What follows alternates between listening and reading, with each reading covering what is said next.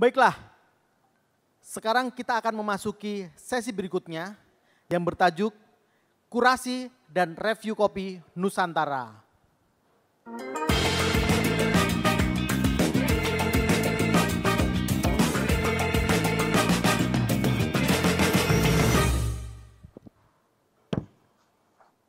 Sebelumnya, izinkan saya untuk menyapa para pembicara yang sudah bersama dengan kita siang hari ini. Di sebelah kanan saya sudah ada Ibu Tuti Mohtar selaku Board of Trustee SCAI atau Specialty Coffee Association of Indonesia. Dan juga di sebelah kanan Ibu Tuti Mohtar ada Bapak Andika Aji Sastra selaku Hiu dan juga R Grader yang dimiliki oleh Indonesia. Selamat siang Bu Tuti, selamat siang. Selamat siang. Mas Andika, sehat? Alhamdulillah. Oke, sebelum kita memulai sesi kita siang hari ini, kita kan kalian sudah melakukan sesi cupping.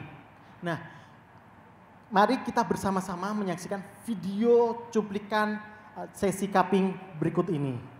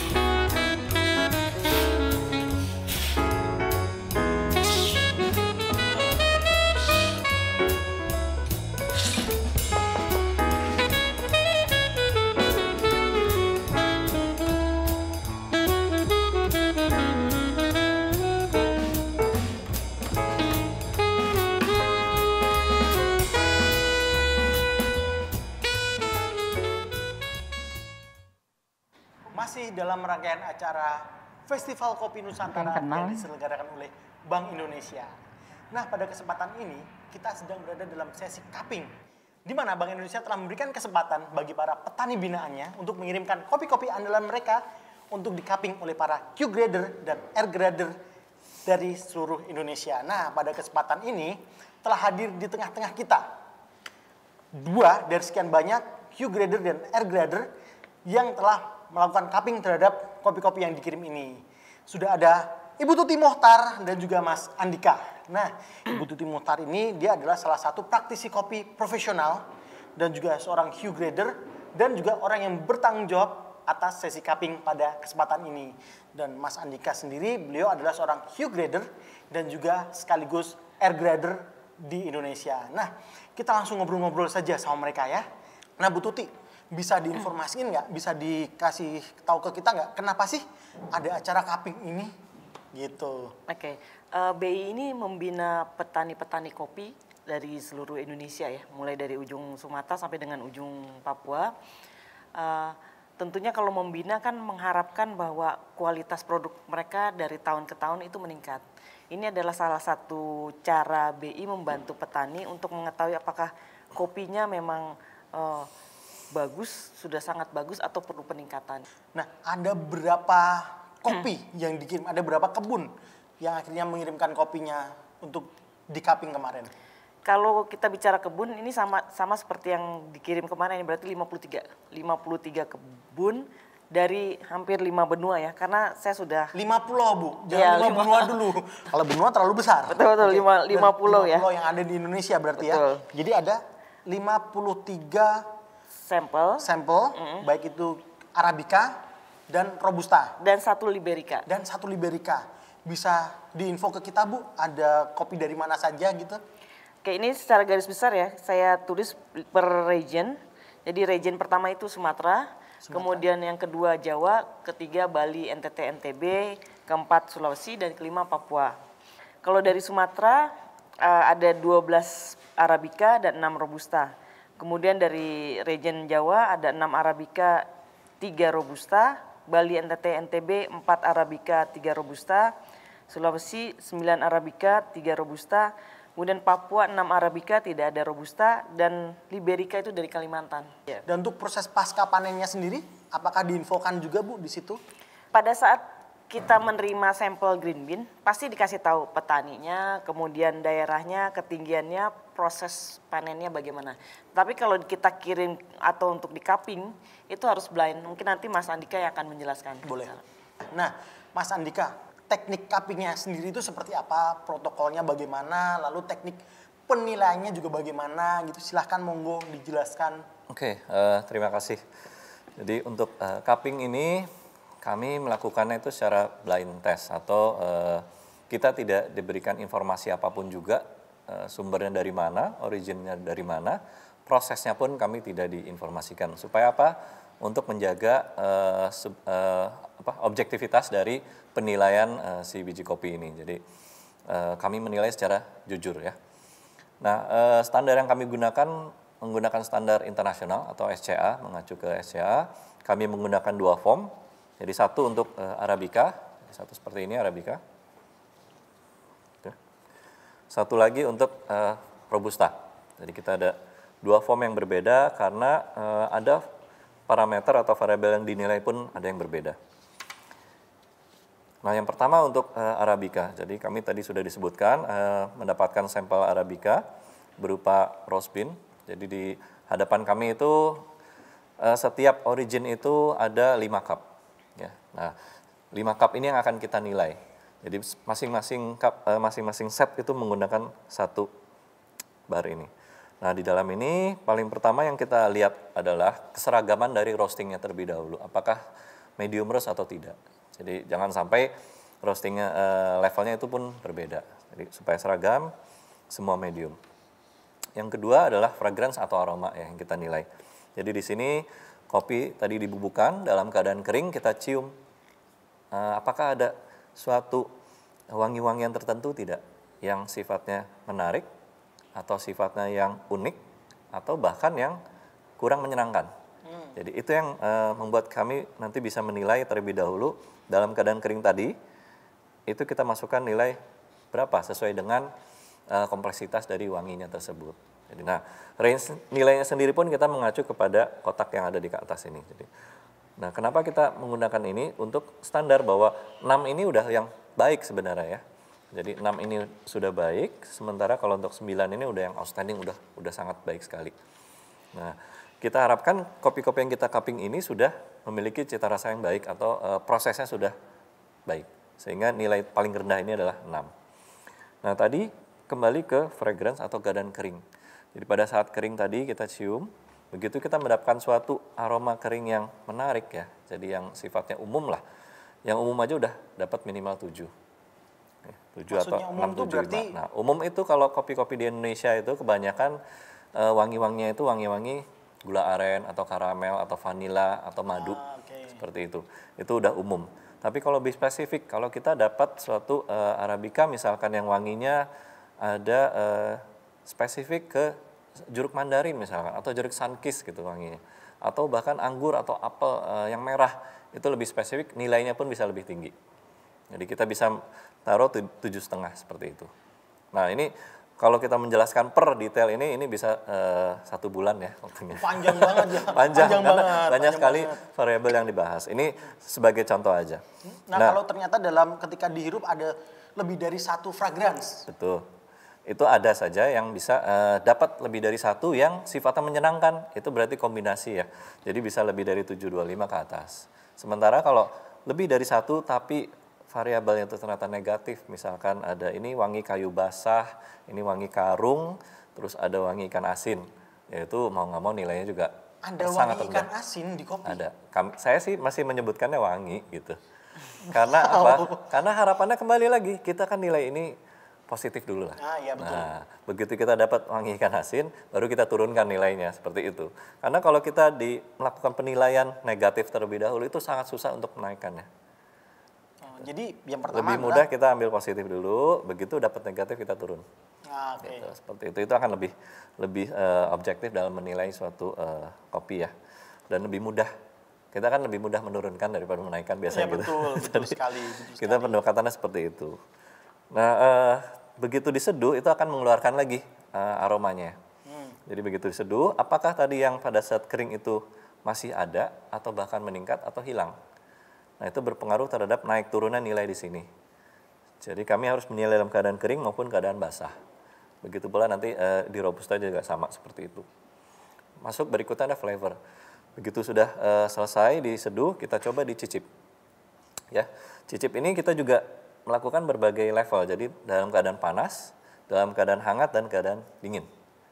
Nah, apakah berubah rasanya, meningkat atau menurun? Di situ kita lihat. Sama seperti halnya di aroma dan fragrance, kalau kita mendapatkan suatu cita rasa yang menarik, yang bagus, yang kompleks ya, lebih dari 1 atau lebih dari 2 bahkan itu nilainya juga tinggi, minimal di 7,5. Gitu. Tapi kalau kita mendapatkan suatu cita rasa yang standar, yang umum tadi kembali lagi kalau aromanya umum ya vanila, gula aren, karamel umum atau coklat juga umum, itu nilainya pun tidak tinggi. Tapi begitu kita dapat aroma atau cita rasa yang seperti halnya buah-buahan tropis misalnya, dan langsung kita bisa spesifik ini nanas, atau ini lemon impor, atau ini cherry, atau ini mangga, itu nilainya jauh lebih tinggi. Jadi bisa kita identifikasi dengan jelas dan kompleks. Jadi kita sebutkan itu adalah cita rasa yang kompleks. Jadi tidak satu dimensi saja. Nah, untuk aftertaste juga kita nilai pada saat setelah kita coba, kita telan, apakah itu menyenangkan nggak buat kita? Kita jadi ingin bernostalgia nggak dengan kopi ini gitu? Lama-lama menikmati kopi ini nggak? Atau sekedar kita nikmati ternyata nyangkut, pahit, nggak enak, atau istilahnya astringent atau sticky, sehingga kita harus misalnya paling mudah harus minum air putih untuk menghilangkan rasa tadi. Nah, itu yang kita bilang citranya negatif di situ. Tapi kalau bersih, panjang, dan kita ingin menikmati lagi itu nilainya tinggi. Ya, bisa di atas 7,5. Nah, untuk acidity, ini pun komponennya kita mengarah ke teknis yang lebih detail lagi, acidity-nya atau keasamannya masuk kategori apa saja.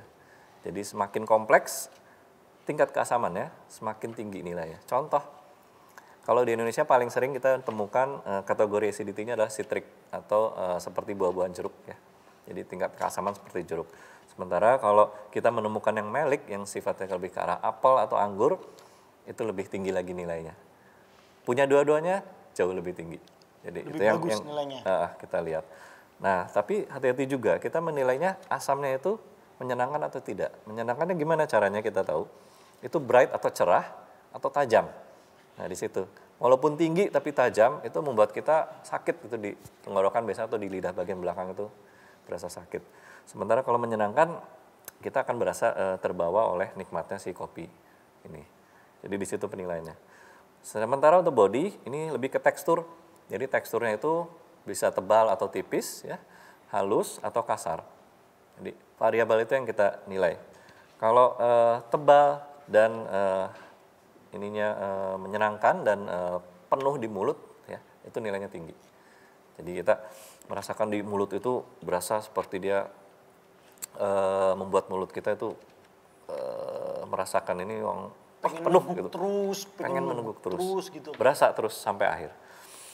Nah, sementara kalau cuma sekedar lewat dan bahkan kasar itu yang nilainya rendah. Itu seperti itu. Nah, untuk balance ini harmonisasi dari semua nilai tadi. Jadi apakah ada pahit yang mengganggu atau tidak? Apakah tadi tingkat asamnya menyengat, tajam atau justru cerah? Jadi kita bisa nilai suatu kopi itu balance itu dari sini. Jadi apakah ada yang sangat menonjol sehingga merusak kopinya, atau menonjol tapi malah membuat kopi ini jadi lebih enak. Bahkan pahit pun juga bisa membuat kopi ini lebih enak. Uniform, clean cup, dan sweetness ini tergantung dari 5 cup yang kita nilai tadi. Jadi apakah 5 cup ini sama atau tidak? Kenapa kita harus pisahkan 5 cup? Supaya kita tahu, kita di antara biji kopi ini kemungkinan ada 1 atau 2 biji kopi yang cacat. Atau bahkan tertukar dengan biji kopi lainnya pada saat kita melakukan cupping kita tahu adakah yang berbeda. Jadi kalau tidak ada yang berbeda, berarti aman, nilainya sempurna. Kalau ada yang berbeda, kita identifikasi lagi di clean cup ini. Apakah rasanya itu mengganggu atau tidak? Negatif atau tidak? Kalau negatif, itu nilainya langsung -2 di sini untuk cup tersebut. Tapi kalau tidak negatif, kemungkinan tertukar. Tetap kita nilai negatif, hanya saja kita bisa kasih catatan bahwa ini rasanya berbeda, gitu kan. Jadi bukan negatif, kita rasa berbeda. Nah di sweetness ini kalau memang di clean cup tadi kena jelek, negatif, ada cita rasa sampah atau lumpur atau fenol medicinal itu kayak alkohol yang menyengat seperti itu. Kayak bau rumah sakit. Kayak gitu bau ya? rumah sakit. Nah itu yang berarti merusak dari si cupnya. Jadi clean cup kena, sweetness kena, sehingga minusnya double. Yang terakhir overall ini kita bisa sangat subjektif terhadap kopinya, kita suka nggak? Hanya saja kita menilainya dari ini semua. Kalau ini kita ngasih nilai 7,5 ke atas, otomatis ini Di atas 7,5 harusnya ya. Oke. Bukan langsung kita, misalkan kita tidak suka kopi-kopi natural, di sini tinggi terus di sini sangat rendah, juga tidak diperkenankan seperti itu. Jadi masih harus dalam range yang wajar. Nah ini untuk penilaian untuk Arabica. Sementara kalau Robusta, yang poin yang membedakan Robusta adalah poin salt, acid, dan bitter dan sweet. Jadi kita menilai Robusta ini sudah, persepsi kita dengan Robusta ini kan pahit. Yes. Ya. Begitu di balik kepahitan Robusta itu kita menemukan suatu sweetness atau manis di belakang dan asam, itu nilainya udah tinggi. Tentu saja dalam keadaan basah ya berarti ya. Betul. Bukan fragrance ketika kering gitu ya. Ya, fragrance kering pun juga sebenarnya ada kita bisa menilai Robusta itu bagus atau tidak. Jadi umumnya kembali lagi Robusta itu yang kita kenal bau-bauannya itu seperti kayu atau kacang atau coklat gelap atau dark coklat ya. Nah bisa jadi si Robusta yang kita nilai ini memiliki aroma atau cita rasa jeruk, lemon, buah-buahan tropis lainnya ya. Jadi itu yang membedakan Robusta yang biasa dengan Robusta yang fine kategorinya. Pada saat kita nilai, kita menemukan sweetness-nya lebih tinggi dari pahitnya atau acidity atau asamnya lebih tinggi. Itu yang membuat Robusta ini memiliki nilai yang tinggi ya. Oke. Jadi begitu kita dapat itu udah otomatis di 725 ke atas kalau dalam penilaian. Tuh. Untuk yang lainnya ini sama, ada uniform, clean cup, balance, dan overall ini sama dengan Arabica.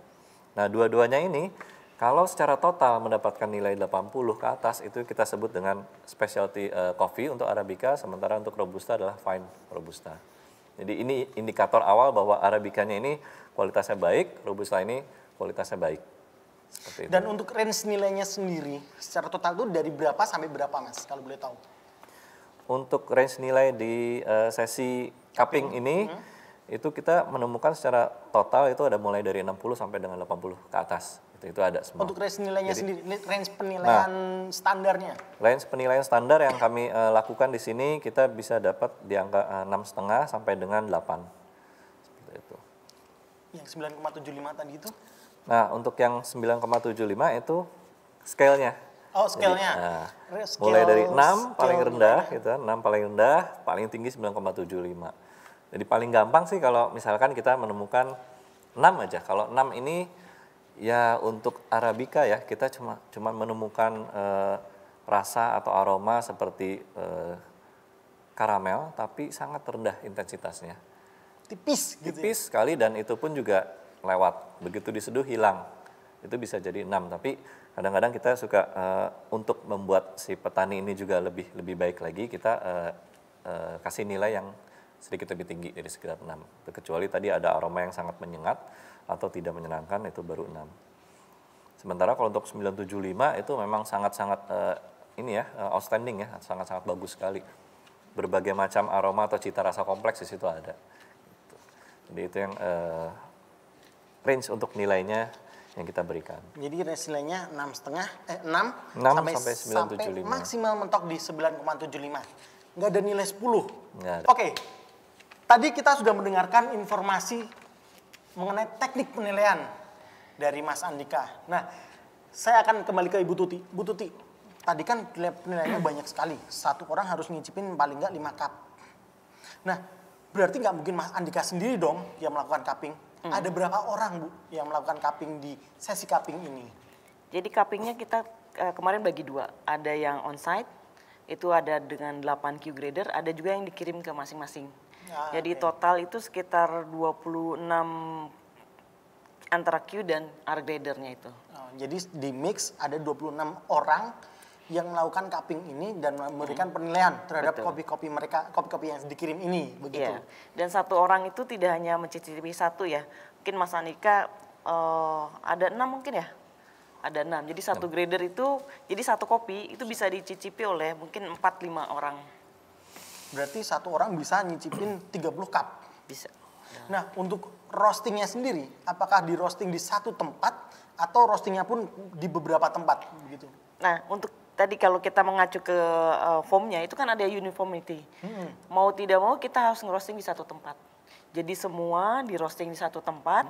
Misalnya untuk Arabica dari daerah A gitu ya. Di roasting pada hari itu semuanya langsung dikirim. Jadi jangan hari ini di roasting buat misalnya 5 orang, besok di roasting lagi deh buat 6 orang enggak. Jadi kita langsung hari itu untuk semuanya.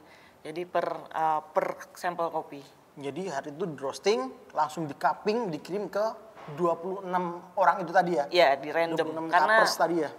karena mereka grader itu hanya menerima misalnya kopi, kita kasih kode AR. AR itu untuk Arabica, kemudian R Robusta dan ada satu Liberica ya. Jadi AR nomor sekian, AR nomor sekian. Oh, jadi tidak disebutkan ini kopi dari kebun A, ini kopi dari kebun B, hanya AR, lalu tagar, lalu Nomornya. nomornya. Oh, begitu. Nah, berarti kan sudah dilewati 53 region, 53 sampel sudah di cupping nih. Boleh diinfoin ke kita nggak, Bu? Range nilai dari 53 sampel ini berapa sampai yang terendah berapa dan tertinggi berapa, dan bisa disebutkan region yang wah ini bagus nih gitu. Oke. Kalau nilai itu paling rendah 66 ya untuk rendah yang 66. Arabica. Kemudian paling tinggi itu 82 ya. Jadi ini secara garis besar dulu ya. Kalau dari Ini yang Arabica dulu ya berarti? Arabica. Oke. Kalau dari region Sumatera yang nilainya di atas 80 itu ada 8. Yang bisa dibilang tadi very good ya, Very di good, bawah very good. 80 tapi di atas 70 itu ada 4. Kemudian dari Jawa di atas 84, yang di bawah 81, kemudian di bawah 70 ada 1. Oh, dari Jawa ada yang di bawah 70? Ada 1. Oke. Kemudian Bali NTT yang di atas 82, di bawah 82. Kemudian Sulawesi di atas 80 ada 4, di bawah 84 ada yang jelek 1. Kemudian Sulawesi. Kemudian kalau Papua semuanya itu di atas 80 nilainya. Papua semuanya di atas 80? Semua di atas 80. Pulau terjauh? Betul. Luar biasa sekali. Papua Proud. Papua Proud. Nah, bukan berarti yang nilainya di bawah 70 atau nilainya di bawah 80 itu jelek, ya Bu ya. Itu artinya nanti bisa mereka harus bekerja lebih ekstra, effortnya lebih tinggi untuk memperbaiki kualitas kopi mereka. Begitu ya Bu ya? Betul. Nah, lalu nanti apakah dari nilai ini akan dikembalikan ke para petani atau udah dikip aja sama para grader ini? Kalau ini sih grader kemarin dikembalikan, jadi kita bikin tabulasi. Nantinya oleh BI akan diberikan, saya rasa akan diberikan nilainya. Tapi mungkin nanti kita bisa jelaskan di sini untuk nilai-nilai yang bagus aja ya, yang Boleh. di atas 80, yang bisa dikatakan masuk ke specialty sih. Gitu. Tapi kalau kita lihat bentuk fisik binnya mungkin bisa dilihat ya. Nah, kita lihat bareng-bareng nih ya, bentuk fisik dari beans yang sudah dikirim para petani kopi binaan Bank Indonesia. Ini saya ambil sampel aja karena kalau kita taruh 53 penuh banget ya. Banyak banget, nggak cukup. Ini kalau dilihat warnanya, kalau warnanya hampir biru gini, pasti wet hull, ya. Uniformity-nya, kemudian kalau Hampir sama dicium sih baunya. warnanya. Oke. Kemudian tadi yang kurang bagus coba ini dicium. Ada bau ini nggak? Karung. Ya. Iya. Karung, bau karung. Berarti bau goni ya. Yes. Jadi ini tadi juga sudah diskusi bahwa secara fisik ini bagus. Kenapa kita bahas ini? Secara fisik bagus, tetapi pada saat kita cupping nilainya jelek. Jadi kalau dilihat fisiknya bagus, belum tentu pada saat cupping jelek. Bisa ada beberapa faktor. Mungkin karena kalau tadi tidak kita cium ya, kalau dilihat tuh bagus. Penyimpanan setelah jadi green bean, atau mungkin roasting. Kita abaikan roasting karena semua di roast oleh orang yang sama. Harinya berbeda dengan mesin yang sama. Jadi kalau dicium ternyata memang baggy. Jadi penyimpanannya ini. Jadi Mas Yandika mungkin punya beberapa pengalaman ya. Rata-rata itu green bean penyimpanannya yang kurang bagus ya. Sistem storage-nya berarti ya. Sistem storage ya memang di beberapa tempat teman-teman petani kan punya keterbatasan untuk menyimpan atau punya gudang. Nah, pada akhirnya mereka menyimpan di rumah sendiri kadang-kadang. Nah, disitulah permasalahan itu terjadi gitu. Kadang langsung ditaruh di tanah atau menggunakan tempat penyimpanan yang tidak higienis. Kemungkinan sih ini ditaruh di karung goni, mungkin di tempat tersendiri, tapi ya kelembabannya juga tidak diperhatikan. Jadi si bau karungnya itu masuk ke kopi. Enggak kena sinar matahari juga, pengaruh juga, atau terlalu dingin tempatnya. Terlalu dingin atau langsung ke lantai tanpa ada, biasanya kita pakai palet. Nah kita compare dengan ini ya, nomor 6 ya. Ini saya tidak perlu menyebutkan originnya. Dari mana nilainya pokoknya? ini ada 66. Oh ini secara uniform itu ya karena ada bau ya tidak clean. Akhirnya semuanya nilainya jelek. Jadi nilainya 66. Kita bandingkan dengan ini. Ini nomor 6. Sampel nomor 6 kalau dilihat ya.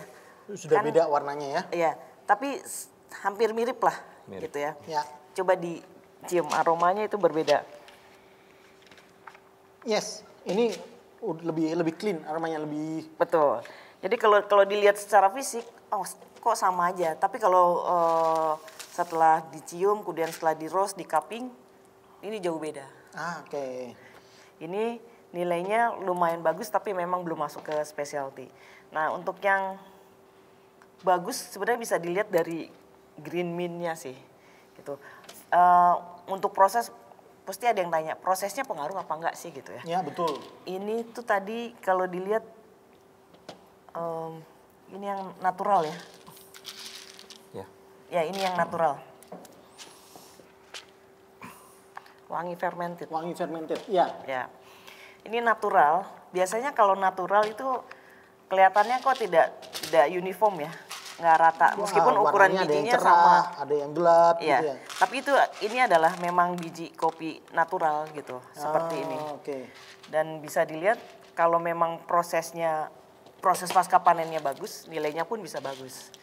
Jadi rata-rata kesulitan petani selain tadi penyimpanan juga air ya. Air bersih. Oh, air bersih juga berpengaruh. Air untuk membersihkan si ceri juga berpengaruh berarti ya. Betul. Jadi memang standar air yang digunakan untuk membersihkan kopi juga ada sebenarnya diatur. Terutama airnya memang air yang bersih atau tidak berbau. Jadi kebanyakan memang kebun kopi ini dekat dengan mata air sebenarnya. Gitu. Nah itu mudah sebenarnya untuk membersihkan atau membuat jalur mata air untuk membersihkan kopinya masing-masing. Nah, tapi ada kalanya di beberapa tempat juga mereka menampung terlebih dahulu. Nah, tampungan air ini yang tidak diganti mungkin lupa atau memang tidak terisi dengan baik dengan air yang bersih atau tidak dilakukan filter terhadap pembersihan kopi. Jadi pernah kejadian saya di Aceh itu 100 meter dekat situ sebenarnya ada sungai yang bagus bersih gitu. Tapi mereka agak berat untuk jalan untuk membersihkan ke sana sehingga mereka membuat aliran air sendiri itu di parit yang penuh dengan lumpur. Jadi mereka mencuci di situ sehingga pada saat diuji cita rasa itu beraroma lumpur. Itu sangat sayang. Padahal kalau tidak menggunakan air yang lumpur tadi, tapi menggunakan air yang mengalir itu akan lebih bersih. Jadi itu pengaruhnya juga terhadap kebersihan aroma atau cita rasa dari si kopinya. Sayang sekali berarti ya Mas Andika ya. Padahal itu kualitas kopinya bagus. Bagus. Kira-kira nih Bu Tuti dan Mas Andika, dari pandangan kalian sebagai seorang hue grader dan R grader sekaligus, apakah kopi-kopi yang sudah dikirim sebagai sampel ini layak untuk bersaing di industri kopi internasional? Saya rasa layak kok. Karena ada beberapa yang tadi sudah dijelaskan ya. Ada yang nilainya sudah masuk ke specialty. Memang sih belum sampai 90 ya. Belum 90 plus ya berarti ya. Tapi saya yakin itu menuju ke sana gitu loh. Ini sangat bisa bersaing sebenarnya. Kemudian untuk robustanya juga Duswanis robusta ya. kita bisa sekali sebenarnya bersaing dengan negara-negara lain ya untuk fine robusta ya. Untuk fine robusta bisa ya? Bisa. Memang dari hasil cupping juga kita bisa lihat bahwa nilai-nilai di sini juga mencerminkan bahwa petani kita ini sudah melakukan suatu usaha ya untuk memperbaiki dan membuat kualitas kopi ini kita bagus. Ya, yang perlu diperhatikan tadi proses penyimpanan, sama satu lagi adalah konsistensinya. Jadi ini yang menjadi masalah yang berikutnya terutama di Indonesia ya, bagaimana kopi yang sudah berkualitas baik ini bisa diproduksi secara terus-menerus. Jadi sustainability sama konsistensi dari proses produksinya yang harus dijaga juga, sehingga pada saat nanti konsumen atau buyer ingin membeli itu kita ada barangnya gitu. Jadi itu yang paling harus dijaga juga. Untuk dari sisi persaingan ini sangat bisa bersaing gitu. Kita punya banyak varietas, kita punya banyak origin, banyak pilihan. Jadi itu yang harus kita kedepankan juga dari sisi robusta, apalagi robusta sekarang sudah naik daun lagi. Jadi tidak hanya dipandang sebagai robusta yang pahit saja, tapi fine robusta ini dari Indonesia sudah bisa bersaing juga di level internasional. Jadi tidak hanya dari Vietnam, tapi dari kita pun harusnya bisa lebih maju lagi di dunia internasional. Sebaiknya ada baiknya sih kalau kita mendengarkan secara detail nilai-nilai dari masing-masing region ini. Saya akan bacakan secara detail tapi ambil sampel per region 2. Jadi nanti dari Sumatera 2, Jawa 2, Bali NTT NTB 2, Sulawesi 2, Papua 2 ya. Baiklah, itu tadi sedikit informasi cuplikan mengenai sesi cupping. Nah, aku mau tanya sedikit nih ke Bu Tuti. Bu, itu kemarin sesi cuppingnya itu dilaksanakan tanggal berapa sih, kalau boleh tahu? Oke, jadi petani itu mulai kirim kopinya secara sampel ya, dimulai dari awal Oktober. Jadi kita terima parsial ada 53 sampel, kemudian kita roast, yang setelah selesai di roast ada beberapa langsung dikirim ke Q grader maupun ke R gradernya. Lalu untuk yang di tempat kita cupping itu tanggal 15 Oktober dengan 8 Q grader untuk 21 sampel kopi Arabica. Itu jadi dari awal Oktober sampai dengan pertengahan Oktober itu sudah mulai di cupping. Jadi dan roastingnya dilakukan di satu tempat atau di beberapa tempat? Nah, roastingnya pasti dilakukan di satu tempat ya. Satu tempat dengan mesin yang sama, dengan orang yang ngerosnya yang sama. Kenapa? Supaya memang ada konsistensinya dan kopi yang sama itu harus di roast bersamaan. Jadi misalnya dikirim 5 kilo, di roast bersamaan dan langsung dikirim. Baru mereka cupping agar menghindari supaya misalnya kopi sampel nomor 1 ya di roast hari ini, terus besok kita menghindari hal-hal yang kemungkinan ada sedikit perbedaan gitu. Oke, apakah proses pengiriman juga berpengaruh Bu terhadap kualitas si kopinya ini, atau memang sudah ada protokol khusus atau standar khusus untuk pengiriman si kopi yang sudah di-roast ini ke masing-masing yang cupping gitu? Kalau protokol khusus sih tidak ada ya. Kita buat standar sendiri ya dengan sebisa mungkin sih kita kirim 1 hari sampai. Tapi memang ada beberapa Q grader dan R grader itu ada di Sulawesi, kemudian di Pulau Sumatera juga. Itu yang agak sedikit terhambat. Makanya kita cari Q grader dan R grader yang memang pengiriman bisa 1 hari. Gitu. Berarti menggunakan ekspedisi yang pengirimannya bisa 1 hari. Betul. Kalau Mas Andika, kesulitan terbesar atau tantangan terbesar dari proses cupping ini apa Mas? Kalau boleh tahu. Paling utama sih fisik ya. Jadi teman-teman para penguji ini mesti mempersiapkan fisik agar penilaiannya pun lebih objektif. Itu yang paling utama yang harus kita siapkan. Jadi kadang-kadang kalau yang merasa capek atau kurang fit, itu sebaiknya dihindari, takutnya nilainya pun nanti berdampak terhadap nilai dari kopi sendiri gitu. Itu sih yang paling utama yang jadi harus benar-benar jaga kondisi tubuh sebelum jaga kondisi badan sebelum melakukan cupping ini ya. Ya, itu yang paling utama sih. Oh iya, saya mau ingetin, selain dari saya, kalau ada yang ingin bertanya, silahkan bertanya di kolom komentar. Nanti akan langsung ditanggapi oleh kedua expert kita pada siang hari ini, pada sore hari ini gitu. Bu, sekarang kita lihat deh, gimana sih nilai dari masing-masing region seperti yang tadi sudah dijanjikan di video sebelumnya gitu. Kita akan mulai dari video kopi petani binaan Bank Indonesia dari region Sumatera dan Jawa. Ini dia videonya. Baik, kita akan mendengarkan review dari region Sumatera. Dia like.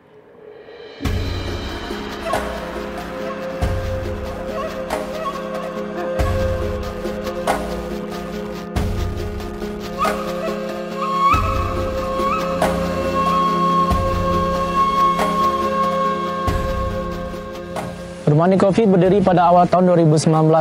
Pada saat itu kita belajar masih sangat secara otodidak. Belajar dari media online, menonton video-video online di aplikasi-aplikasi tertentu.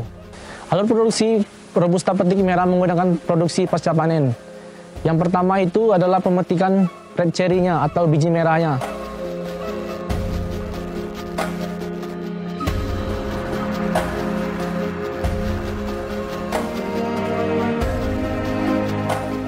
Setelah kita petik, baru kita bawa ke rumah produksi.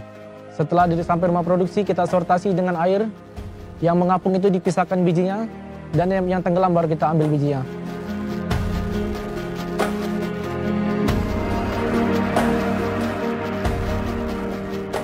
Setelah kita sortasi air itu, baru kita keluarkan, kita sortasi lagi yang merah, yang kita pisahkan yang warna hijau, warna apel itu dipisahkan karena tidak dipakai. Setelah selesai proses sortasi, kita masuk ke rumah jemur. Rumah jemur itu sekitar kurang lebih 3 minggu untuk penjemurannya kalau harinya bagus.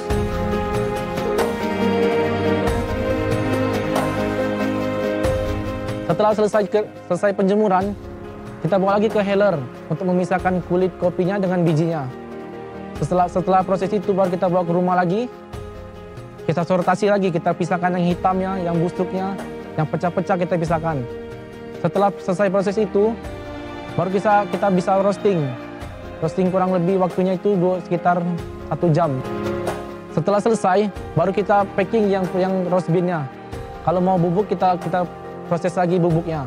Setelah dibubuk, baru kita packing lagi. Setelah proses itu, baru bisa masuk ke pasaran. Kita pasarkan dari Sabang sampai Merauke. Untuk produksi bulanannya, kita menggunakan program yang pasca panen, tidak lagi mengikuti program yang musiman. Produksi bulanannya bisa sampai 300 sampai 500 kg per bulan. Untuk produksi kita pemasakannya atau pemasaran penjualannya bisa per bulan itu bisa sampai 100 kilo. Untuk lokasi Bermani Coffee berada di Desa Purwodadi, Kecamatan Bermani Ulu, Kabupaten Rejang Lebong, dengan ketinggian 917 mdpl. Luas lahan di sini ada 6 hektar, yang produktifnya sekitar 4 hektar. Varietas jenis kopinya yaitu semuanya Robusta. Untuk saat ini kita masih proses pembibitan yang kopi Arabica. Penghargaan khusus yang pernah diikuti Bermani Coffee yaitu AFPA Paris pada tahun 2019 itu mendapatkan medali gold. Yang diikuti oleh pesertanya dari seluruh Indonesia. Yang mendapatkan medali gold itu ada 5 daerah. Harapan kami dari Bermani Coffee, semoga kualitas kopi di Rejang Lebong ini lebih bagus lagi. Dan kepada petani-petani lain yang ada di Kabupaten Rejang Lebong, mari kita ikuti produksi kopi pasca panen seperti Bermani Coffee yang lainnya. Karena harga itu sangat menjanjikan, kita menciptakan pasar, tidak lagi kita mengikuti harga dari gudang.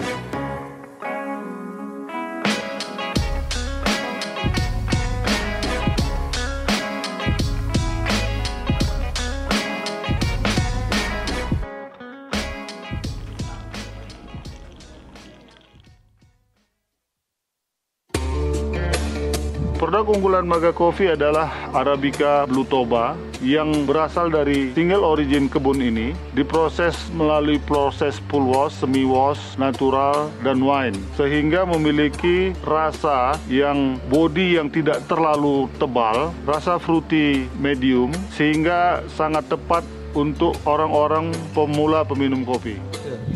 Inilah Arabica Blue Toba, varietas asli Sumatera Utara, yaitu Sigara Rutang, yang berada pada ketinggian 1465 mdpl. Kemudian kopi ini kami lakukan dengan petik merah untuk menjaga kualitas kopi agar tetap terjaga.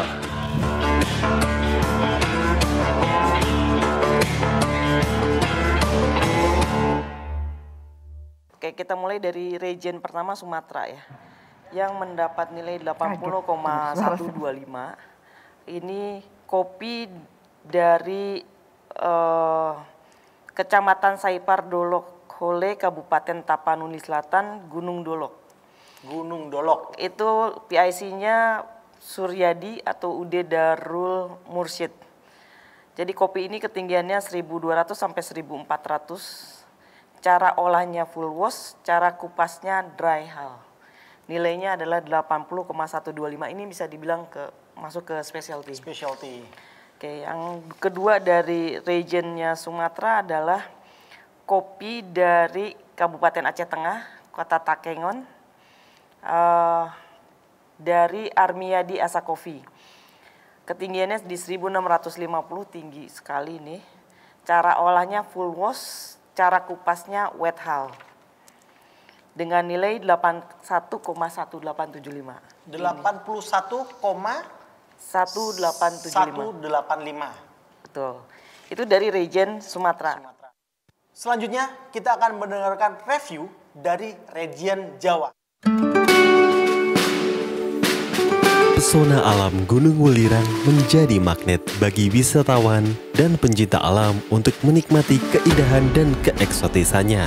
Gunung Welirang adalah sebuah gunung berapi aktif dengan ketinggian 3.156 meter di atas permukaan laut yang secara administratif terletak di perbatasan Kabupaten Pasuruan, Jawa Timur. Di salah satu desa yang terletak di lereng Gunung Welirang, yaitu Desa Palembom, Kecamatan Perigen, Kabupaten Pasuruan, terdapat kelompok tani Mitra Karya Tani. Kelompok ini diketuai oleh Bapak Widi Prayitno, beranggotakan 20 orang petani dengan luas lahan yang dikelola kurang lebih 40 hektar, dengan lahan produktif 20 hektar yang meliputi beberapa desa di sekitarnya. Varietas tanaman kopi sebagian besar adalah kopi Arabica. Namun, ada juga beberapa petani yang menanam kopi varietas Robusta dan Excelsa. Pada tahun 2018, kelompok tani Mitra Karya Tani bergabung menjadi mitra binaan Bank Indonesia Malang. Berbagai pelatihan dan pendampingan telah diperoleh, yaitu pelatihan dan pendampingan budidaya kopi dari hulu ke hilir dan cita rasa kopi oleh Puslit Koka Jember, Jawa Timur, pelatihan manajemen usaha dan manajemen keuangan, serta UMKM onboarding untuk meningkatkan pengetahuan petani kopi di era global. Kegiatan Expo UMKM telah diikuti, termasuk kegiatan Business Matching Artcofest 2019 di Kota Malang. Beberapa sarana pendukung produksi kopi telah diperoleh melalui program sosial Bank Indonesia berupa rumah produksi kopi yang diharapkan mampu menunjang peningkatan kualitas dan produktivitas produksi kopi. Kelompok tani Mitra Karya Tani telah mempunyai produk kopi olahan dengan merek atau brand Kopi Ledug, terdiri dari green bean, roasted, dan kopi bubuk. Keunggulan Kopi Ledug adalah cita rasa khas Gunung Welirang. Hempasan uap sulfur yang tinggi ke area perkebunan kopi inilah yang menghasilkan kopi cita rasa unik. Prestasi Kopi Ledug sudah merambah go internasional, yaitu menjadi 3 kandidat terbaik di dunia di Festival Kopi Dunia yang diadakan di Arab Saudi pada tahun 2019. Sertifikat yang dimiliki oleh kelompok tani Mitra Karya Tani yaitu Sertifikat Juara Specialty Coffee tahun 2018, Sertifikat Juara Roaster tahun 2019, Legalitas Kelompok Tani atau Akta Notaris, PIRT, Sertifikat Halal, Sertifikat Cita Rasa. produk-produk kopi merek Kopi Ledug sebagai berikut.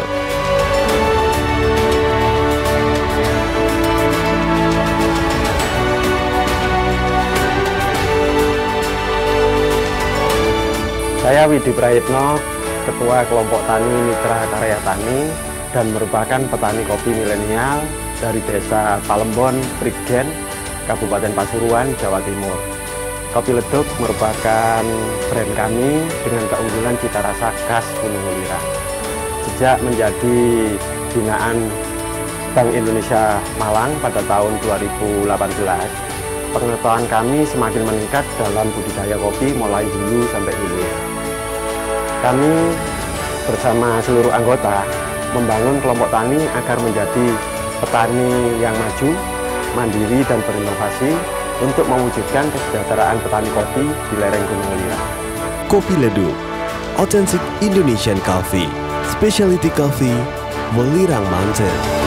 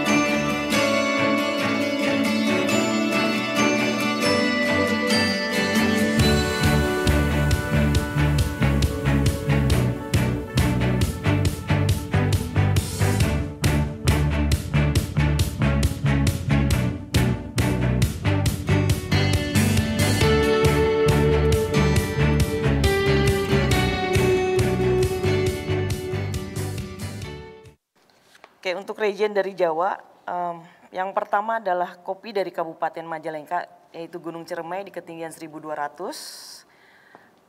PIC-nya Yusuf Bimantara atau kelompok wanita tani. Cara olahnya full wash, cara kupasnya dry hull. Nilainya 82. Tinggi, cukup tinggi nilainya ya, 82. Kemudian sampel kedua dari region Jawa adalah kopi dari Kabupaten Blitar, Gunung Butak.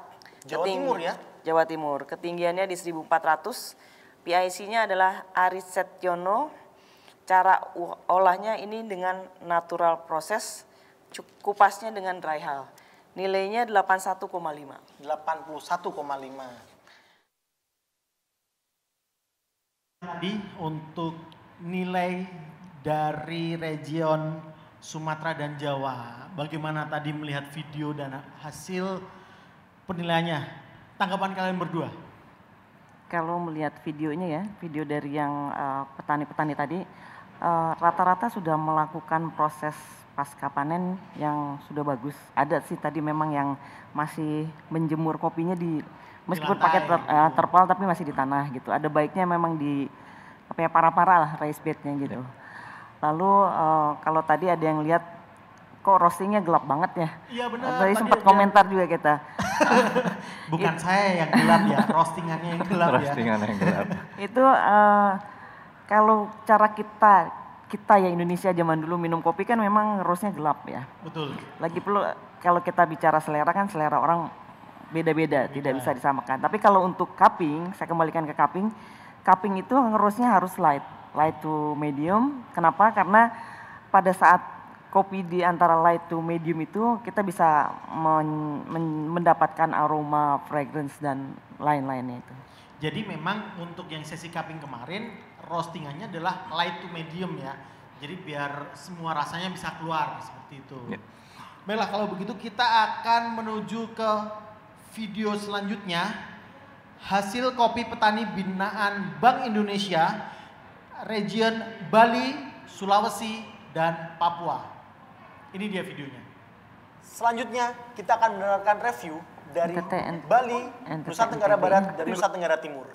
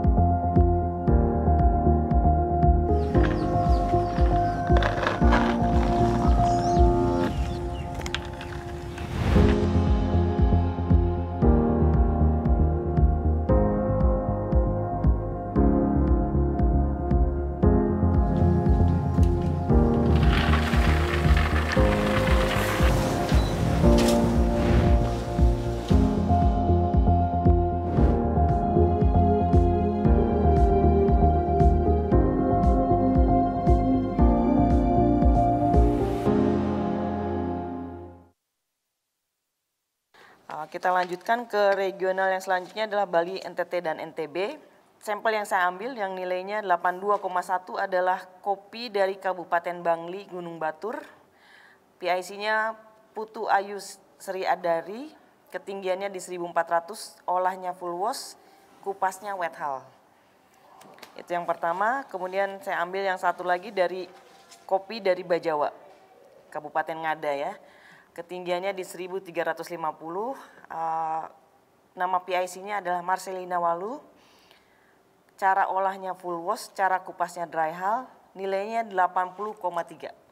80,3. Selanjutnya, mari kita dengarkan review dari region Sulawesi.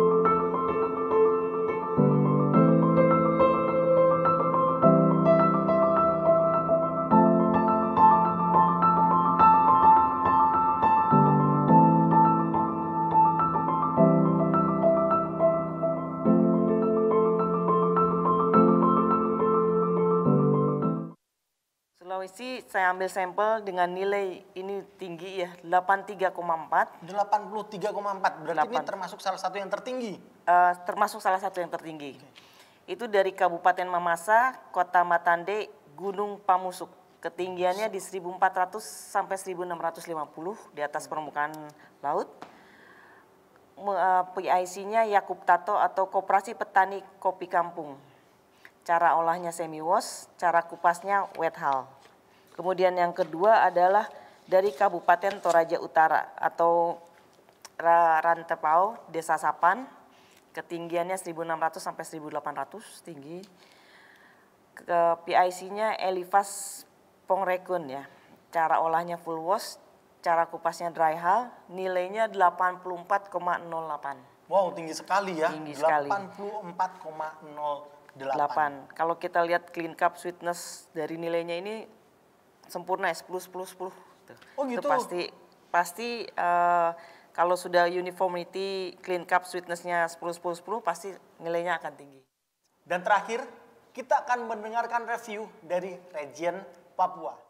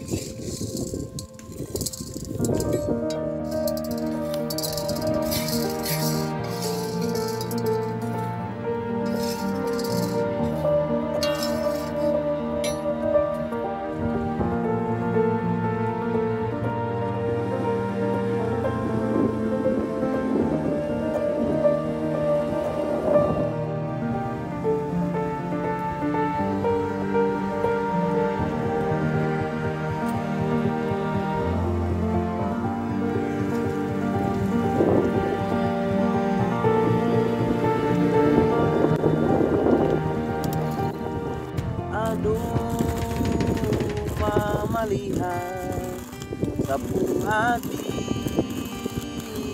sudah tinggal gunung-gunung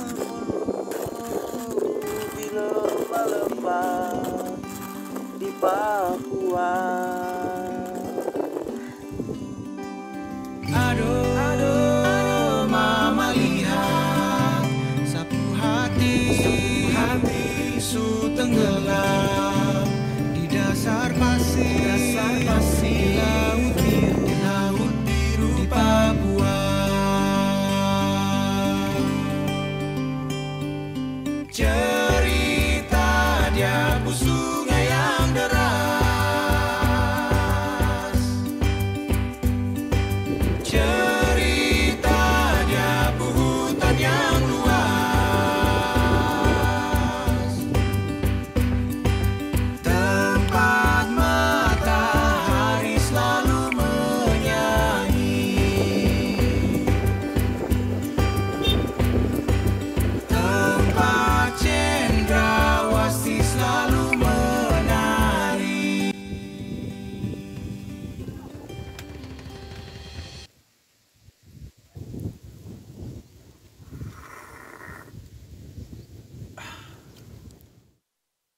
Papua ini sebenarnya bagus-bagus ya, tapi ini yang nilai tertinggi. Itu dari Kabupaten Lanijaya di ketinggian 2100 di atas permukaan laut. Cara kupasnya wet hull, PIC-nya adalah Glorio Anselmo Ledang. Nilainya 82. 82. Kemudian satu lagi dari Pegunungan Bintang, ketinggian 1800 sampai 2000. Cara kupasnya dry hull, PIC-nya adalah Glorio Anselmo Ledang dengan nilai 82,9.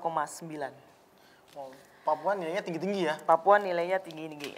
Satu lagi mungkin yang ingin saya sorot adalah untuk Robusta. Robusta tadi kita sudah lihat sampelnya ya. Ya. Robusta dengan nomor 1 itu, Robustanya sudah masuk ke Fine Robusta.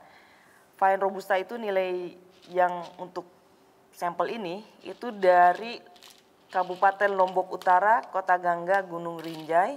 Ketinggiannya dia sampai dengan 850. PIC-nya lalutorik, cara olahnya natural, dan cara kupasnya dry. Nilainya 81,75. Baik, itulah tadi masing-masing review dari setiap region. Tinggi-tinggi ya nilainya ternyata ya, bagus-bagus ya. Nah, aku ada satu pertanyaan sebelum kita menuju ke presentasi dari Bu Tuti. Aku tanya ke Mas Andika. Ya. Mas Andika, faktor apa saja nih yang mempengaruhi nilai dari kopi itu sendiri gitu. Jadi biar dia memiliki nilai jual yang tinggi gitu. Oke, paling utama dari biji kopi mentahnya ya. Jadi kalau tadi kita sudah lihat videonya, bagaimana cara teman-teman petani itu memperlakukan tanaman taninya, tanaman kopinya, terus bagaimana mereka melakukan proses produksi, itu yang paling utama karena 60-70% itu dari situ. Cita rasa yang baiknya itu munculnya dari situ, mulai dari bibit, penanaman, pemeliharaan, hingga pasca panen. Sementara kalau kita di uji cita rasa atau di seduh itu hanya 10-20%-nya saja. Jadi poin utama itu ada di teman-teman petani di situ. Mereka harus mengenal tanamannya, mereka harus mengenal juga iklim, mereka mengenal juga pola tanam dan pemeliharaan itu yang harus dilakukan untuk membuat cita rasa kopi ini baik gitu. Dan itu dari hulunya. Ya, kalau itu dari sisi hilirnya, hulunya. dari bagian akhir gitu. Oke. Dari hilirnya kita mulai dari teman-teman roastery ya, dari teman-teman sangrai. Itu juga bagaimana mereka memilih biji kopi yang tadi yang berkualitas baik terlebih dahulu untuk disangrai. Metode sangrainya dikembalikan ke masing-masing, bagaimana mereka bisa menciptakan cita rasa yang optimal atau mengeluarkan cita rasa yang optimal yang saya suka bilang bukan cita rasa yang terbaik tapi optimal lebih tepatnya. Terus juga bagaimana di sisi hilirnya itu teman-teman brewers ya, para penyeduh itu bisa meningkatkan lagi potensi dari si biji kopinya sendiri. Jadi bagaimana si roaster ini mengenal profilingnya, terus bagaimana si penyeduh ini juga menggunakan peralatan-peralatan yang ada untuk lebih meningkatkan cita rasa dari si kopinya. Nah, kalau kita lihat dari video tadi kan mereka pengerjaannya mulai dari penanaman, perawatan, pemanenan, sampai roasting dan penjualan.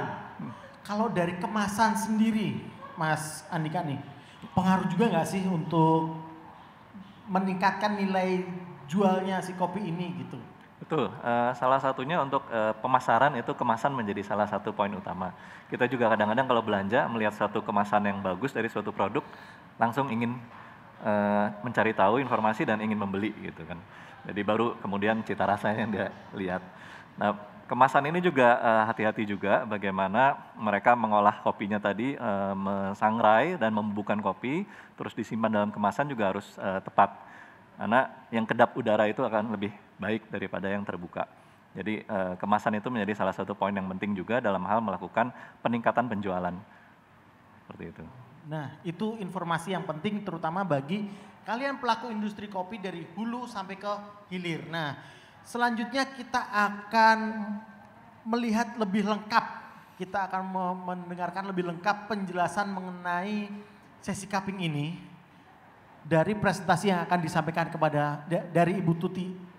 Kepada Ibu Tuti waktu dan tempat kami persilakan untuk memberikan presentasinya. Oke, ini hanya ringkasan yang tadi sudah dijelaskan ya dengan 53 sampel kopi dari nanti saya akan bagi menjadi 5 region.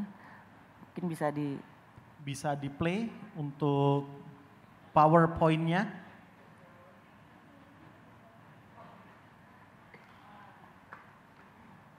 Next ya. Oke, next.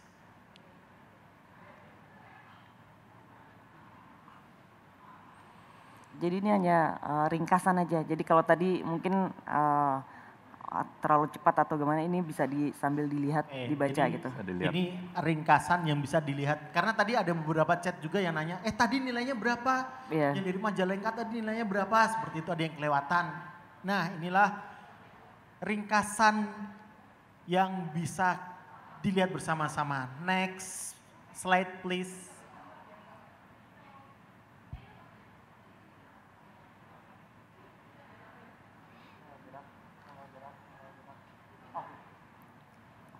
Baik, jadi kami menerima 53 kopi mulai dari ujung barat sampai dengan ujung timur Indonesia. Dari 53 kopi itu ada 30 jenis kopi Arabica, kemudian 15 jenis kopi Robusta, dan 1 kopi Liberica. Kalau kita bagi per region, dari Sumatera 12 Arabica, 6 Robusta, Jawa 6 Arabica dan 3 Robusta, kemudian Bali, NTB, NTT 4 Arabica dan 3 Robusta. Sulawesinya ada Arabica 9, Robusta 3, Papua ada 6 seluruhnya Arabica, dan Liberica itu dari Kalimantan. Oke, next. Siapa yang cupping tadi juga sudah dijelaskan ya. Dari 53 sampel itu dengan terbagi Arabica dan Robusta ada 18 Q grader dengan 7 R grader. Jadi Q grader itu untuk yang Arabica, R grader itu untuk yang Robusta, dengan hanya 1 roaster dengan 1 mesin roasting. Kemudian yang dikirimkan ke Q grader itu secara acak sebanyak 32 sampel, dan cupping bersama tanggal 15 Oktober sebanyak 21 sampel. Next, untuk nilainya bisa dilihat ini. Ini saya tidak akan bacakan kopi mana dan petani mana ya. Ini secara random saja. Nanti untuk petani yang sudah mengirimkan kopinya akan dikirimkan ke masing-masing dengan jelas untuk skornya sesuai dengan skor cupping. Oke, untuk yang Arabica dari region Sumatera yang nilainya excellent itu antara 8 sampai dengan 8,75 itu ada 8. Kemudian very good dari 7 sampai 7,75 itu ada 4. Seharusnya good, tapi karena good tadi sudah dijelaskan juga sama Mas Andika bahwa kopi yang dikirim tentunya kan sudah bagus gitu. Tapi ini saya akan kita tulis below aja karena ini yang harus lebih ditingkatkan lagi. Kemudian dari Jawa dengan nilai yang excellent ada 4, yang very good 1, below-nya 2, Bali, NTB, NTT 2, very good-nya 1, tidak ada below, Sulawesinya excellent-nya 4, very good 4, below-nya 1, Papua semuanya excellent. Oke, next. Kalau mau tahu nilainya, ini sebaran nilainya ya. Untuk yang Sumatera sebarannya untuk yang excellent antara 80,1 sampai 82,7. Very good-nya ini ada 4, tadi kalau dilihat 75,9, 76,7, 78,2 sampai 78,5. Kemudian yang Jawa 81,1 sampai 82,1, very good-nya hanya 1, 71,1. Dan yang below atau good 68,4 dan 68,5. Kemudian Bali, NTB, NTT 80,4 sampai 81,1. Yang very good-nya 78,9. Sedikit lagi itu ke excellent. Kemudian Sulawesi 80,1 sampai 84,1. Very good-nya ada 4, 76,5, 77,9, 79,5 dan 79,9. Tinggal 0,1 itu. Lalu yang masih perlu diperbaiki ada 1, nilainya 66,6, untuk Papua dari 81,3 sampai 82,9. Jadi untuk yang excellent paling tinggi 84,1. Itu untuk Arabica. Next. Untuk Robusta dibagi 5 region juga. Sumatera very good-nya 6, kemudian Jawa very good-nya 3, Bali, NTB, NTT ada 1 yang fine dan 2 yang very good. Kemudian Sulawesi ada 1 yang fine dan 2 yang very good. Papua tidak mengirimkan Robusta. Next. Untuk sebaran angkanya ya, tadi yang Sumatera untuk yang Robusta 77,8, 78,6, 78,7, hampir sama lah ya, 78,7, 79 dan 79,3. Kemudian Jawa 72,8, 76,3 dan 79,2. Untuk Bali, NTB, NTT ini yang fine nilainya sudah 81,7, sudah bagus. Very good-nya 76,9 sampai 79,9. Sulawesi 1 fine 81,1, very good-nya 77,3 sampai 79,3. Next. Untuk Liberica hanya 1. Liberica ini jadi dicoba oleh Q maupun R grader karena sampai saat ini belum ada ya untuk gradernya. Jadi kita coba beberapa orang mencoba menggunakan foam yang biasa digunakan untuk Robusta maupun Arabica ya. Dan nilainya saya tidak bisa bilang ini bagus apa jelek ya karena belum ada scale-nya, tapi nilainya adalah 60,1. Jadi ini nilai-nilai yang kemarin sudah kita cupping untuk para petani yang memang menanyakan nilai saya kopi dari daerah ini berapa gitu ya. Nah itu akan dikirimkan langsung hasilnya. Terima kasih. Ya. Ya. Oke, baik, terima kasih banyak Ibu Tuti Mohtar atas lebih detail informasi lebih detail mengenai nilai-nilai. Yang nilainya masih under bukan berarti produk mereka kurang baik. Cuman harus ada effort lagi, harus ada usaha lagi untuk memperbaiki lagi mungkin dari proses penanamannya, pemanenannya atau pasca panennya. Betul begitu? Ya, betul. Ya, tapi kayaknya sih lebih kalau kemarin sampelnya itu lebih ke penyimpanannya. Karena kalau secara fisik tadi juga sudah dijelaskan ya, secara fisik itu bagus. Pada saat dicium agak berbau. Apalagi kalau sudah di cupping itu semua aroma di luar aroma kopi itu keluar. Gitu. Oh, jadi penyimpanan itu storage itu sangat penting. Jangan disimpan di samping motor nanti bau bensin, bau ban. Ya. Jangan disimpan di atas goni basah nanti bau goni, seperti itu. Betul. Oke. Nah, itu bagi para petani itu informasi ini sangat penting ya untuk kemudian nanti makin meningkatkan kualitas dari produknya. Baiklah, seperti yang saya janjikan tadi kita akan segera memasuki sesi tanya jawab. Sudah ada banyak sekali pertanyaan tadi bermunculan di kolom komentar. Mulai dari, emang kopi ada rasa asam? Setahu saya kopi pahit semua. Nah, kita tanyakan, kita breakdown satu persatu pertanyaannya. Dimulai dari pertanyaan untuk Pak Andika. Yang tadi punya fans. Dari S. Hadi Mulya. Pak Andika, bagaimana sih caranya melatih lidah kita agar bisa peka terhadap rasa buah dalam kopi? Karena selama ini saya kalau minum kopi rasanya cuma pahit saja. Waduh, curhat dia. Walaupun masih jauh lebih pahit kenangan saya sama mbaknya dulu. Sian. Terima kasih, silakan dijawab Pak Andika. Tentu nggak ada kenangan pahit. Iya, berarti harus jauh-jauh dari kenangan pahit ya. Yang pertama itu kuncinya gitu. Cara melatih sih keseharian kita aja. Jadi kita kan sebagai manusia normal ya pasti makan atau minum. Dari makan atau minum itu kita bisa melatih indera perasa lidah kita, sensor dari lidah kita itu bisa merasakan manis, asam, asin, pahit dan gurih. Jadi bagaimana cara kita terus melatih ya dengan kita pada saat minum atau makan mencoba mencari tahu. Misalkan kalau kita makan suatu sajian makanan bumbunya apa nih? Ada pedasnya, ada asinnya, ada garamnya seberapa banyak, manisnya ada tidak, misalnya kalau pakai kecap makannya, nah itu. Jadi dari keseharian kita itu kita bisa melatih, baru kita cari intensitasnya habis dari situ. Jadi manisnya sejauh mana sih, tinggi atau rendah, asinnya sejauh mana, baru pahitnya sejauh mana terakhir. Nah baru kita korelasikan, bila mana kita dapat manis lebih tinggi, nah manisnya ini masuk kategori mana nih, apakah ke buah-buahan, atau ke arah coklat-coklatan. Jadi kita bisa membagi dulu ke cita rasa dasar terlebih dahulu. Baru kita mencari tahu buah apa yang rasanya manis, buah apa yang rasanya asam, atau jenis-jenis coklat apa yang rasanya manis, jenis-jenis coklat apa yang rasanya lebih ke asam atau sangat pahit. Jadi ke basic taste dulu, ke cita rasa dasar terlebih dahulu. Kalau ada beberapa orang punya super sensitif ya. Jadi dia bisa langsung tahu atau bisa langsung dapat ini cita rasa apa, itu bagus.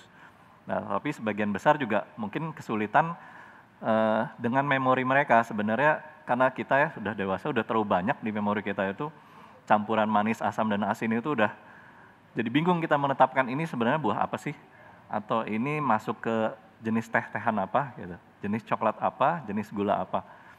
Jadi kembali lagi ke rasa dasarnya terlebih dahulu, kita mau cari asin, manis, asam, pahit, kita berikan intensitas masing-masing, baru kita gambarkan pemetaannya terhadap buah-buahan atau makanan lah pada umumnya yang kita sering makan kesehariannya. Itu akan lebih mudah untuk dapat gambarannya bagaimana kita terus melatih lidah kita dapat cita rasa yang kita bisa masukkan ke dalam kopi.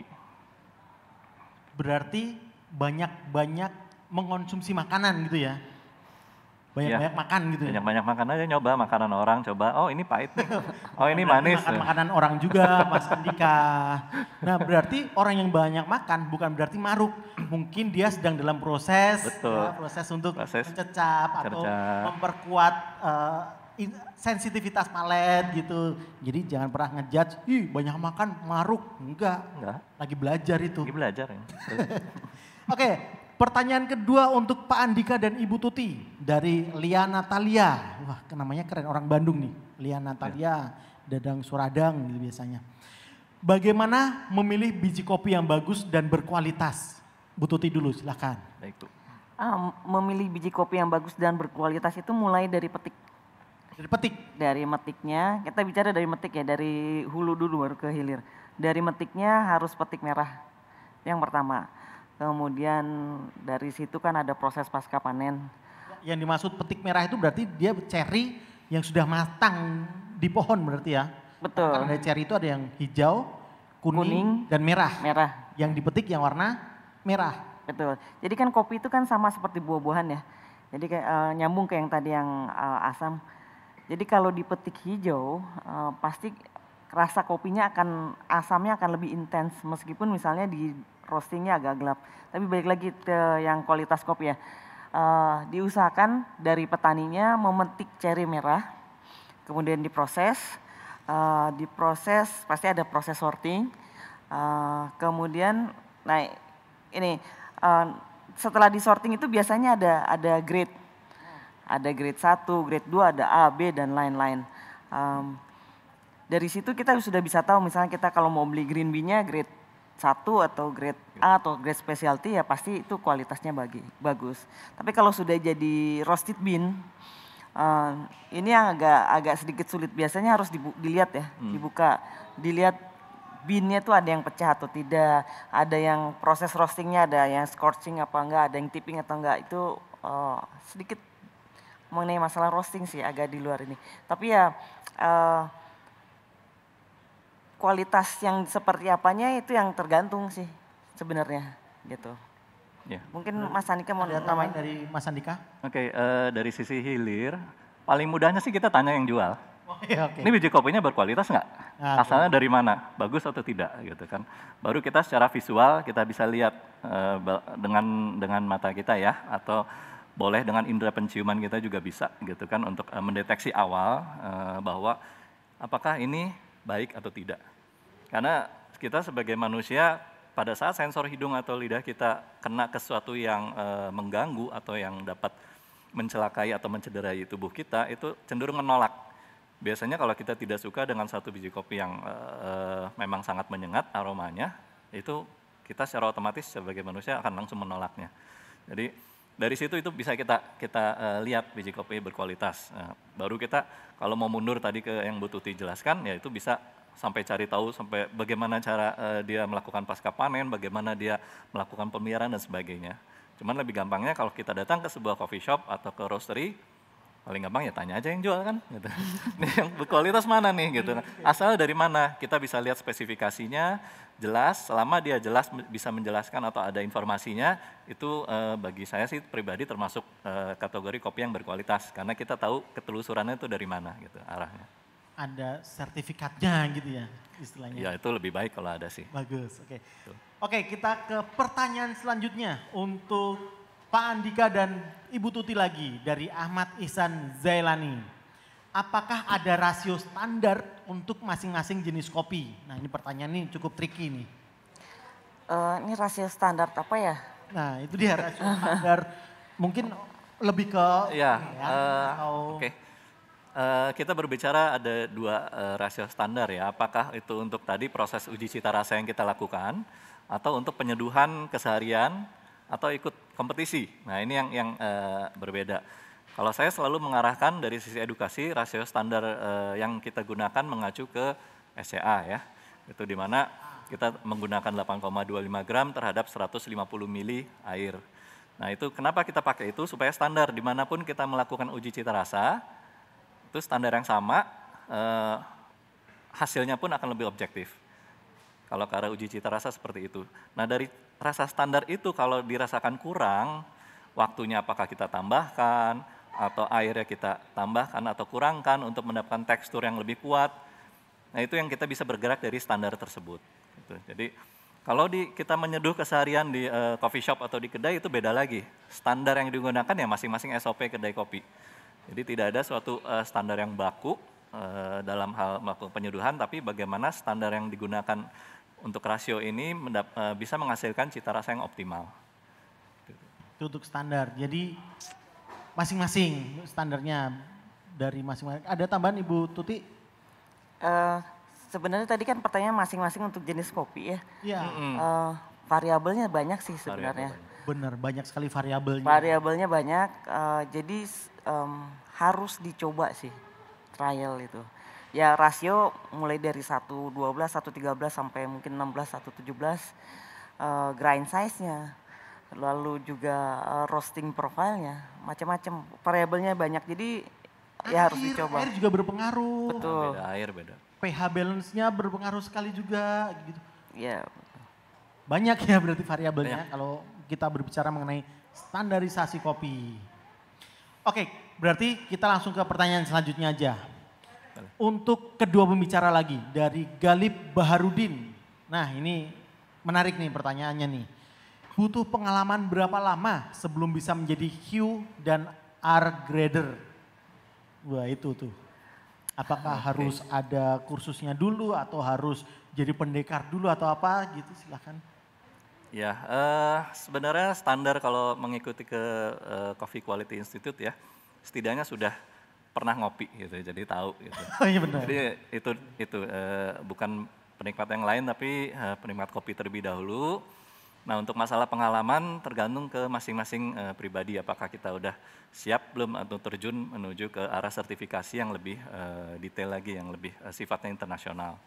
Nah karena di sini ada dua ini juga ya, pendekatan, apakah mengambil sertifikasi ini untuk edukasi gitu kan, untuk ke pribadi sendiri atau memang untuk bisnis atau usaha. Jadi ini yang perlu kita tekankan juga, mau ke arah mana ini pengambilan sertifikasi tersebut. Yang kedua, ya harus punya modal, karena cukup menyita dana kita sih untuk mengikuti sertifikasi ini dan tidak mudah juga. Jadi pengalaman yang udah 10 tahun pun belum tentu bisa pada saat diuji. Karena apa? Karena kita kembali lagi tadi menggunakan suatu standar yang diuji itu sama semua secara internasional.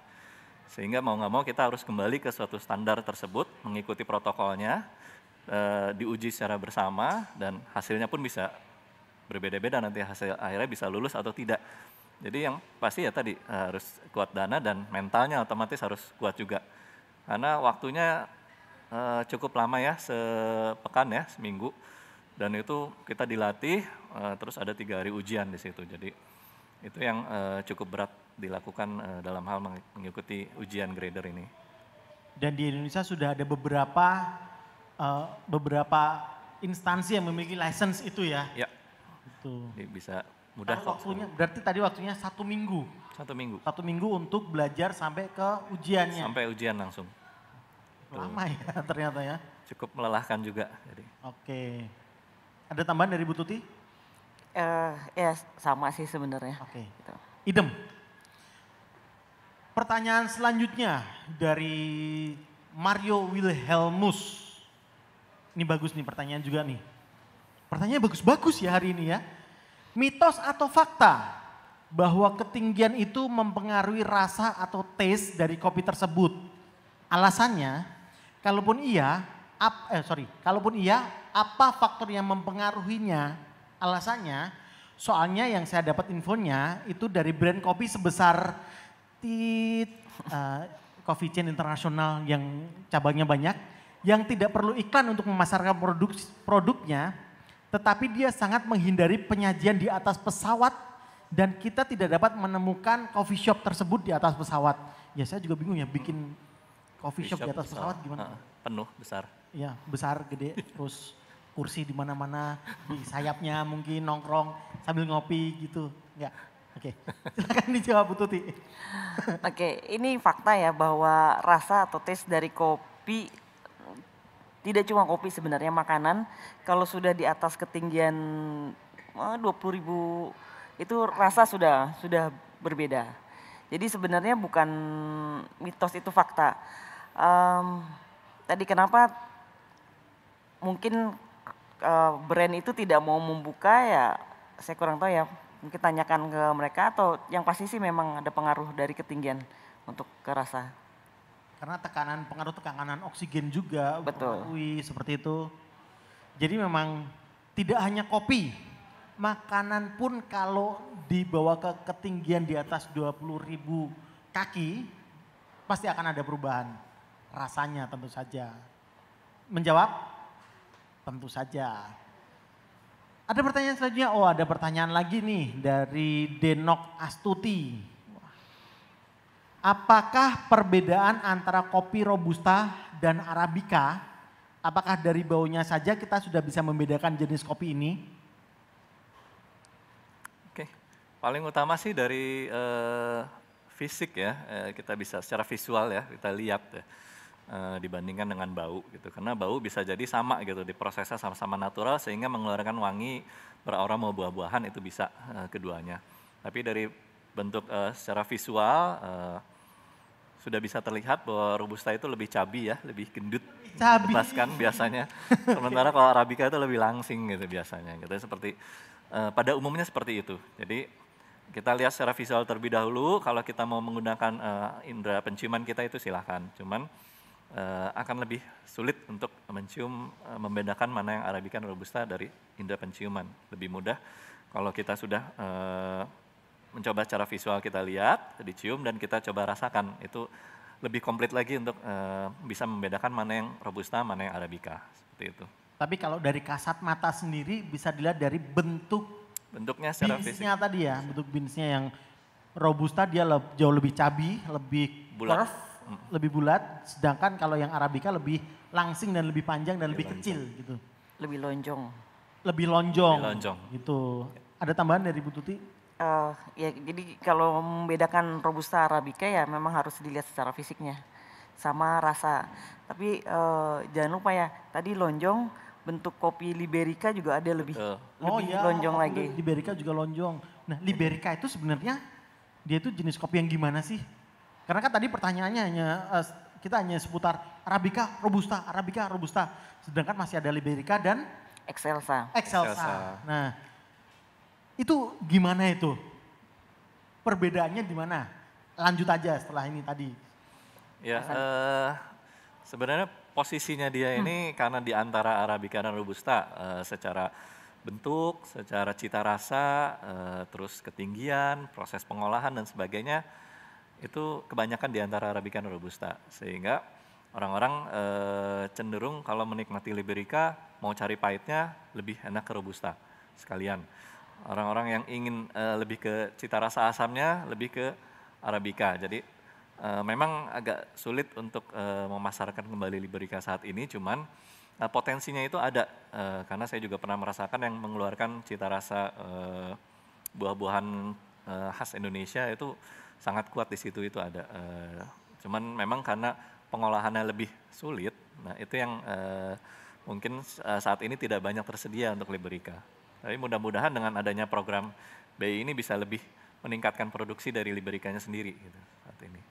Nah, kalau varietas Liberica itu sendiri varietas yang bagaimana? Kalau Arabica kan jelas dia di ketinggian di atas 1200, lalu karakternya asam, lalu bentuknya lonjong panjang gitu. Kalau Liberica itu dia ketinggiannya berapa, lalu karakteristiknya bagaimana, itu bisa dijelaskan lagi? Tadi kembali lagi ketinggiannya antara Robusta dan Arabica. Oh, jadi dia bisa di rendah bisa, di tinggi juga bisa. Sementara untuk suhunya dia juga di antaranya kedua. Jadi bisa di agak yang tropis atau yang agak panas gitu, terus di agak yang tinggi juga dia bisa. Nah, masalahnya yang harus kita cari tahu si bibit Liberica ini lebih optimal di ketinggian berapa atau di wilayah mana tanamnya. Karena bibitnya sendiri pun saya juga kurang tahu lebih detail lagi pengembangan dari bibitnya seperti apa untuk Liberica saat ini. Tapi pengolahannya pun juga sangat terbatas orang yang bisa mengolah Liberica ini, sehingga mesti hati-hati menjaga produksinya seperti apa nanti hasilnya. Jadi Liberica ini jauh lebih eksklusif ya, dan belum banyak juga dibiarkan atau ditumbuhkan di Indonesia ini, terutama gitu ya. Saya nambahkan sedikit. Silakan ya. tambah dari Bu Tuti. Mungkin gini, karena selama ini kan lebih dikenal Arabica Robusta gitu. Betul. Jadi Liberica dan Excelsa ini kayak anak tiri lah, tidak dilihat. Iya. Tinggal. Nah, sebenarnya kalau Liberica yang bagus nih, ini kenyataan harga di pasaran kadang sedikit lebih dibandingkan Robusta. Kalau yang bagus ya. Cuma itu tadi yang Mas Andika jelaskan bahwa cara pengolahannya itu sedikit lebih tricky ya dibandingkan dengan Arabica dan Robusta, sehingga petani ya milihlah di antara dua jenis itu, dan yang common yang selalu terdengar adalah Arabica dan Robusta. Padahal sebenarnya ada beberapa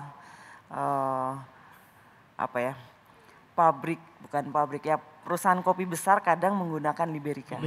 Betul. Oh. Oke, bagus. Dan masih jarang ditemukan juga di coffee shop ya untuk Liberica ini. Ya rasanya itu, karena rasanya nggak ke Arabica, nggak ke Robusta ya lebih baik. Nanggung. Arabica kurang asam, Robusta kurang pahit. Betul. Oke, itu. Apakah, waduh kaget tiba-tiba ada tulisan Q&A selesai. Oke baik, terima kasih banyak kepada Ibu Tuti Mohtar dan juga Mas Andika sudah meluangkan waktu dan menyempatkan diri untuk hadir di dalam rangkaian acara Festival Kopi Nusantara ini. Kita bertemu lagi di lain kesempatan, semoga sehat selalu, jaga kesehatan, stay safe dan sampai jumpa. Nah baiklah Bapak dan Ibu sekalian, berakhir sudah rangkaian acara Festival Kopi Nusantara kita di hari pertama ini. Dan jangan lewatkan juga rangkaian acara Festival Kopi Nusantara hari kedua dan hari ketiga pada tanggal 6 dan 7 November 2020 melalui aplikasi Zoom. Dan kunjungi juga website kami di www.festivalkopinusantara.co.id. Dan terima kasih banyak atas partisipasi Bapak dan Ibu semuanya sudah bergabung bersama dengan rangkaian acara Festival Kopi Nusantara ini dari pagi sampai sore, sudah bertanya, sudah berinteraksi dan sudah memberikan masukan-masukan juga. Terima kasih banyak, dan akhir kata atas nama panitia dan pelaksana acara Festival Kopi Nusantara, saya Ade Ivan mengucapkan terima kasih atas partisipasi Bapak dan Ibu sekalian. Sehat selalu, jaga jarak, jaga kesehatan, lakukan 3M, dan juga jaga kondisi tubuh. Sampai jumpa dan selamat beraktivitas. Selamat sore.